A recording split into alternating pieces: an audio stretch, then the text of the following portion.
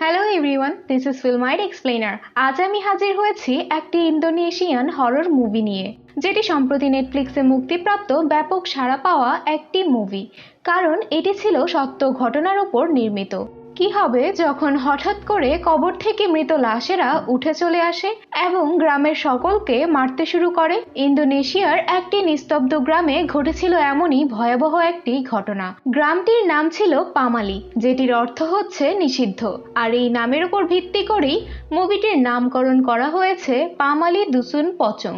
তো চলুন আর দেরি না করে ঘুরে আসা যাক ইন্দোনেশিয়ার এই ভয়াবহ সত্য ঘটনার উপর নির্মিত মুভিটি থেকে।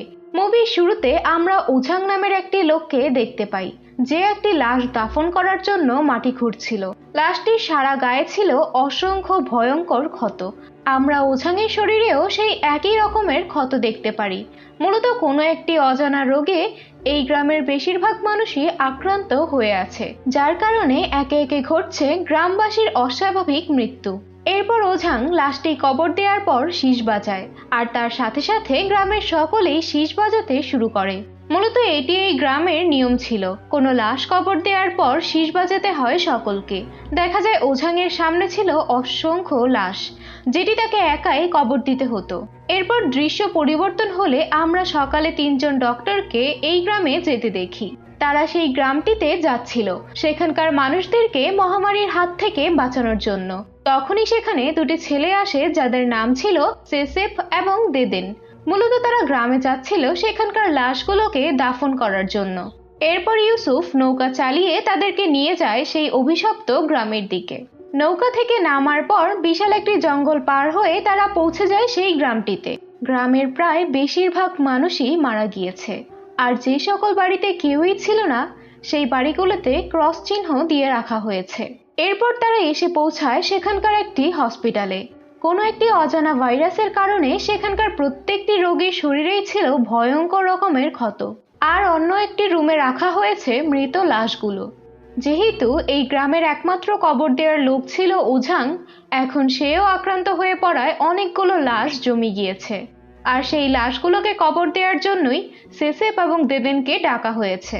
এরপর 3জন ডক্টরকে থাকার জন্য হসপিটালে একটি রুম দেয়া হয়, আর সেসেপ দেদেনদের দেয়া হয় কবরস্থানের একটি ঘর। ওই ঘরটিতে সেসেপ একটি বই খুঁজে পায়। মূলত এটি ছিল এই গ্রামে কবর দেওয়ার নিয়মের একটি বই, যেটির পিছনে একটি মন্ত্র লেখা ছিল। অন্যদিকে ডক্টরদের দেখা যায় তারা ঘরটি গোছাতে শুরু করেছে। পুপুত দেখতে পায় সেই ঘরটিতে একটি খোলা ছাতা রাখা হয়েছে, তাই সে ওই ছাতাটি বন্ধ করে দেয়, কারণ ইন্দোনেশিয়ার মধ্যে একটি কুসংস্কার রয়েছে যে ঘরের মধ্যে ছাতা খোলা অবস্থায় রাখলে সেটি বিপদ ডেকে আনে। এরপর পুপুত মিলাকে জিজ্ঞেস করে যে সে এই রোগের ব্যাপারে কিছু জানে কিনা, কিন্তু মিলা জানায় সে এই সম্পর্কে কিছুই জানে না। এরপর দেখা যায় অন্য একটি ডক্টর, যার নাম ছিল গেন্দিস, সে সকলকে স্যালাইন দিচ্ছিল। রাতে সেসেপরা যখন লাশ দফনের কার্যক্রম সম্পন্ন করছিল, তখন তারা অনেকগুলো শীষের শব্দ শুনতে পায়, কিন্তু তারা বুঝতে পারে না গ্রামবাসীরা শীষ কেন বাজাচ্ছে। অন্যদিকে গেন্দিসকে দেখা যায় সে নামাজ পড়ছিল। দরজায় কড়া নাড়ার শব্দ শোনা যায়, সেখানে একটি লাশের মতো কেউ দাঁড়িয়ে আছে। গেন্দিস সালাম ফিরিয়ে দরজার কাছে গেলেও বাহিরে কাউকেই দেখতে পায় না। এদিকে সেসেপরা যখন ঘুমিয়েছিল তখন সেসেপ বাহিরে শব্দ শুনতে পেয়ে চলে যায় সেটি চেক করতে।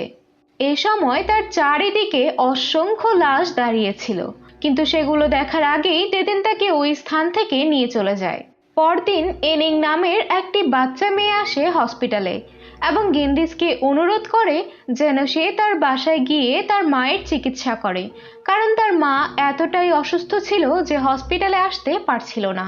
কিন্তু গেন্দিস বাচ্চাটির অনুরোধ রাখতে পারে না, তাই মিলা বাচ্চাটিকে বলে সে যাবে তার মাকে দেখতে। যেতে যেতে সন্ধ্যা হয়ে যায়। তখনই পথেই মিলার ওয়াশরুমে যাওয়ার প্রয়োজন হয়, তাই এনিং তাকে একটি বাসায় নিয়ে যায়। মূলত এই ঘরটি ছিল এনিং এর বান্ধবী সারির। আসলে এই পরিবারের সকলেই মারা গেছে।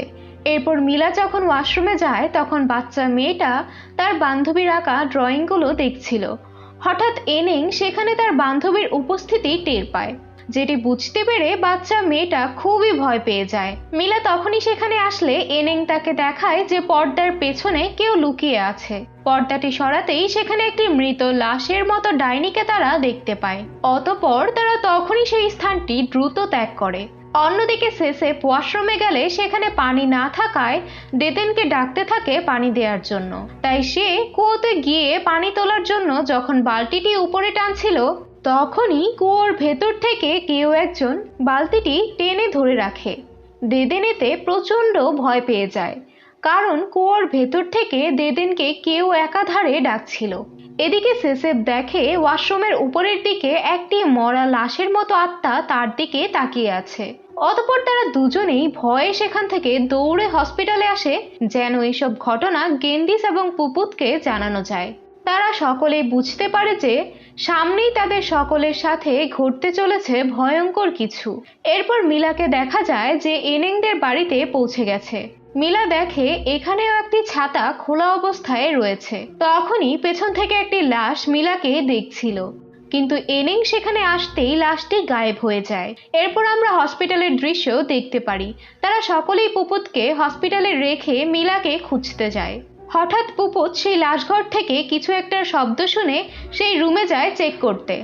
অতঃপর রুমে প্রবেশ করতেই হঠাৎ তার সামনে উদয় হয় অসংখ্য মৃত লাশ, যেটি দেখে পুপুত ভয়ে বাহিরে পালাতে নিলে কোনো অদৃশ্য শক্তি তাকে টেনে হিচড়ে পুনরায় সেই রুমে নিয়ে যায় এবং দরজাটি সেখানেই লেগে যায়। সিন এখানে কাট হলে আমরা দেখতে পারি মিলা বুঝতে পারে যে এনিং এর মা বেশি দিন বাঁচবে না, তাই সে এনিংকে সান্ত্বনা দেয়। অতঃপর তাদের বাসা থেকে বের হতেই শোনা যায় আবারও সেই শীষের শব্দ, যেটি শুনে এনিং নিজেও শীষ বাজাতে থাকে।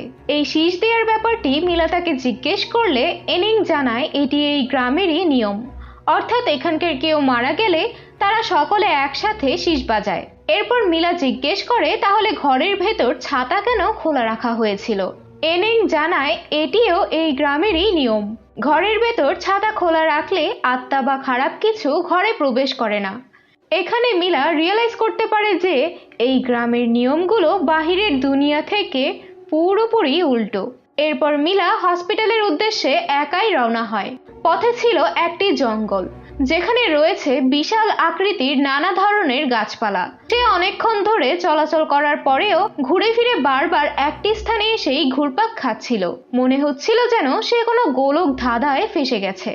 হঠাৎ সে কিছু শব্দ শুনতে পেয়ে সেদিকে তাকাতেই দেখে চারপাশে দাঁড়িয়ে রয়েছে অসংখ্য মৃত লাশ, যেগুলো দেখে দৌড়াতে গিয়ে সে একটি স্থানে হোঁচট খেয়ে পড়ে যায়।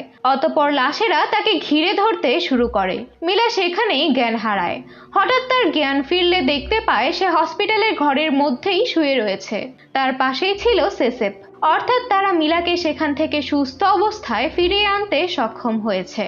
কিন্তু হসপিটালে ফিরে আসার পর তারা তখনও পুপুতকে কোথাও দেখছিল না। অতঃপর লাশঘরটি চেক করলে সেখানেই খুঁজে পায় পুপুতের মৃতদেহটি। পরদিন তারা সিদ্ধান্ত নেয় যে যত তাড়াতাড়ি সম্ভব তারা এই গ্রামটি ত্যাগ করবে, নতুবা সেই পচা লাশগুলো তাদেরকে এক এক করে হত্যা করতে শুরু করবে।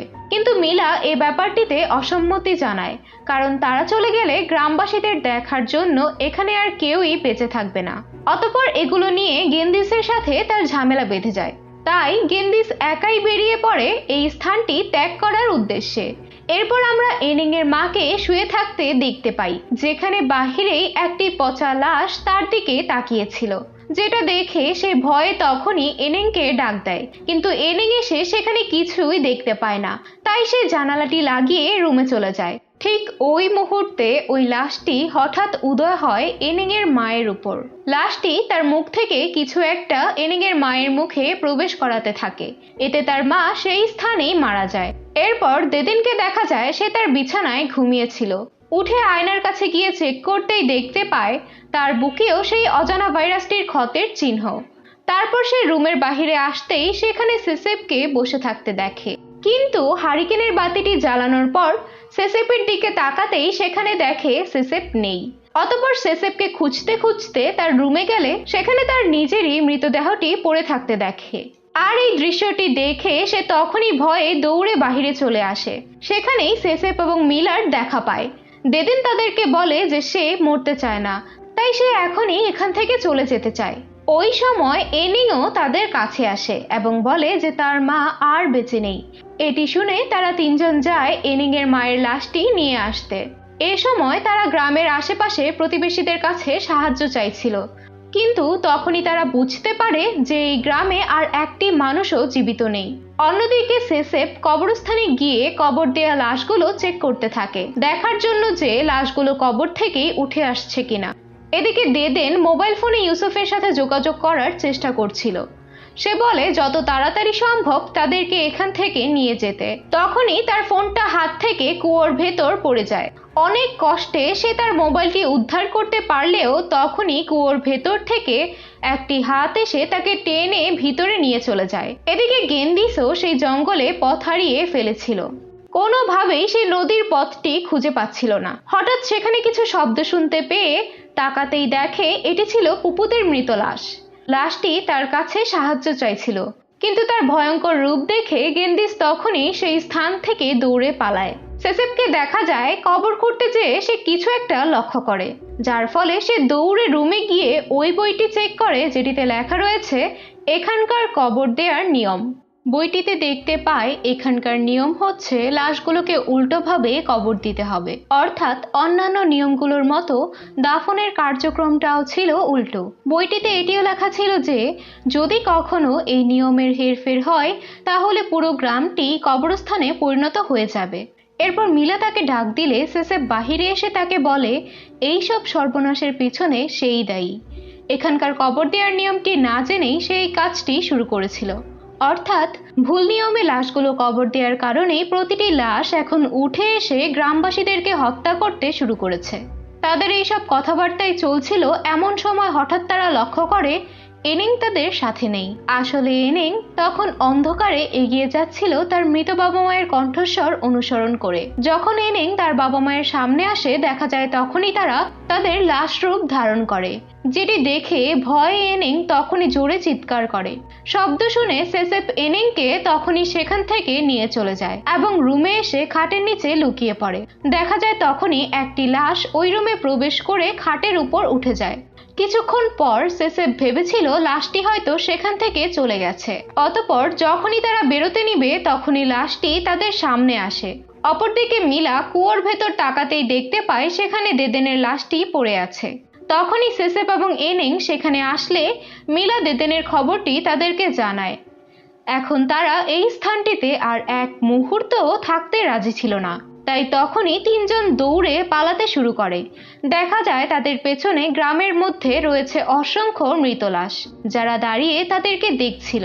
তারা তিনজন যখন জঙ্গলের রাস্তা ধরে দৌড়তে শুরু করে তখনই হঠাৎ সেসেপ একটি স্থানে হোঁচট খেয়ে পড়ে যায়, আর ওই সময়তেই কোনো একটি অদৃশ্য শক্তি তাকে টেনে নিয়ে যেতে থাকে কবরে। মিলা তাকে বাঁচানোর অনেক চেষ্টা করছিল। তখন সেসেপ মিলাকে বলে এই গ্রামের বইটির মধ্যে পেছনে একটি মন্ত্র রয়েছে, সেটি যেন সে এক্ষুনি পড়ে। এনিং বইটি নিতে গেলে তখনই লাশগুলো সেসেপকে টেনে হিচড়ে কবরের ভেতর নিয়ে চলে যায়, কিন্তু এনিং সাথে সাথেই মন্ত্রটি পড়ার ফলে প্রতিটি লাশ বাতাসের সাথে মিশে যেতে শুরু করে। এরপর সেসেপ প্রচন্ড আহত অবস্থায় উপরে উঠে আসে এবং অবশেষে অনেক কষ্টে তারা নদীর পাড়ে এসে পৌঁছাতে সক্ষম হয়। দেখা যায় নদীর পাড়ে ইউসুফ নৌকা নিয়ে তাদের জন্য অপেক্ষা করছিল। অতঃপর তারা সকলে নৌকাতে উঠে সেই অভিশপ্ত গ্রামটিকে বিদায় জানায়। সেসেপ এনিংকে বলে সে যেন এখন থেকে তার সাথেই থাকে। এখানে মিলা সেই নৌকাটির মধ্যে একটি লেখা লক্ষ্য করে, যেখানে মূলত লেখা ছিল প্রতিটি স্থানেরই তার নিজস্ব কিছু নিয়ম নীতি রয়েছে। এরপর দৃশ্য পরিবর্তন হলে দেখা যায় কিছুদিন পর সেই গ্রামটিতে একদল রেস্কিউ টিম পাঠানো হয়েছে, সেখানে এখনো কেউ বেঁচে আছে কিনা এটি চেক করার জন্য। অতঃপর রেস্কিউ টিম সেখানে গেন্দিসকে খুঁজে পায়, যে তার মানসিক ভারসাম্য হারিয়ে ফেলেছিল। কিন্তু এখানে প্রশ্ন হলো সেই ভয়ঙ্কর লাশগুলোর কবল থেকে গেন্দিস কিভাবে সার্ভাইভ করলো। যাই হোক, অবশেষে এই ছোট্ট সাসপেন্সটির সাথেই মুভিটি এখানেই শেষ হয়ে যায়। তো বন্ধুরা, আজকের মুভির এক্সপ্লেনেশনটি আপনাদের কাছে কেমন লেগেছে অবশ্যই কমেন্ট করে জানাতে ভুলবেন না। ভালো লেগে থাকলে ভিডিওটিতে একটি লাইক এবং চ্যানেলটি সাবস্ক্রাইব করে দিবেন। আর ভিডিওটি শেষ অবধি দেখার জন্য সকলকে অসংখ্য ধন্যবাদ।